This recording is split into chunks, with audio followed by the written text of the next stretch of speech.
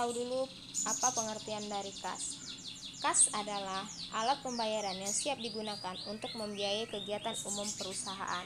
Jadi, dapat dikatakan bahwa kas meliputi uang kertas atau logam dan benda-benda lain yang dapat digunakan sebagai media tukar atau alat pembayaran yang sah dan dapat diambil setiap saat. Selanjutnya kita masuk pengertian kas kecil. Kas kecil adalah sejumlah uang atau uang tunai yang disediakan oleh perusahaan untuk membayar pengeluaran rutin dalam jumlah relatif kecil. Kas ini digunakan untuk mempersiapkan terjadinya berbagai pengeluaran yang jumlahnya relatif kecil, seperti dana konsumsi rapat, biaya fotokopi, dan kebutuhan mendadak lainnya. Karakteristik kas kecil. Yang pertama adalah jumlahnya dibatasi, tidak lebih atau tidak kurang. Artinya, dana kas kecil ditetapkan dan dibatasi dalam jumlah tertentu sesuai dengan kebutuhan operasional perusahaan. Yang kedua, digunakan untuk mendanai transaksi kecil yang sifatnya rutin setiap hari.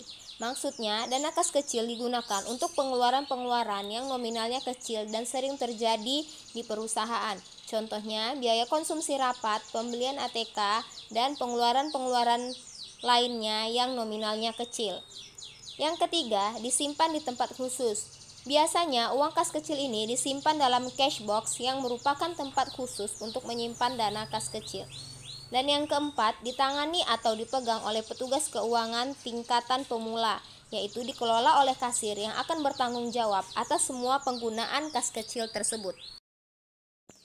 Dokumen atau bukti pemakaian kas kecil. Bukti pengeluaran kas kecil dibagi menjadi dua.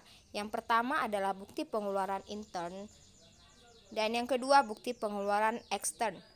Bukti intern adalah bukti transaksi yang dibuat oleh pihak dalam perusahaan dan digunakan untuk internal perusahaan itu sendiri.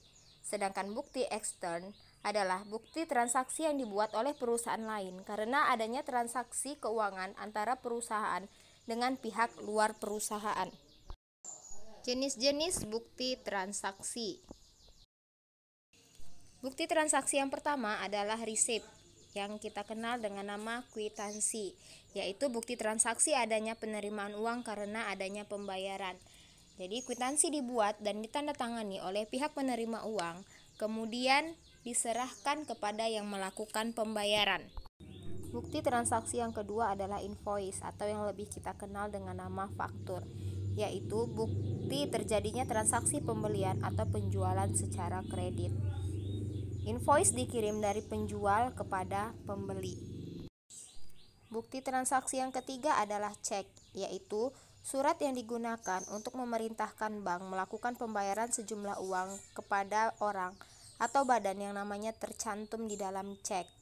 Untuk membuat cek, terlebih dahulu pihak nasabah harus membuka rekening giro pada bank yang bersangkutan. Bukti transaksi yang keempat adalah biliet giro, yaitu surat perintah memindah bukukan sejumlah uang yang tertera dari rekening nasabah lain pada bank yang bersangkutan. Biliet giro jika dilihat sekilas mirip sebuah cek. Keamanan transaksinya pada biliet giro lebih terjamin dibanding dengan cek karena biliet giro harus dibawa langsung oleh penerima kuasa. Jika seandainya terjadi suatu kesalahan, salah satu instrumen pembayaran non-tunai tersebut dapat langsung terblokir sehingga transaksi akan otomatis batal berjalan. Dan penjelasan materi tentang memahami dana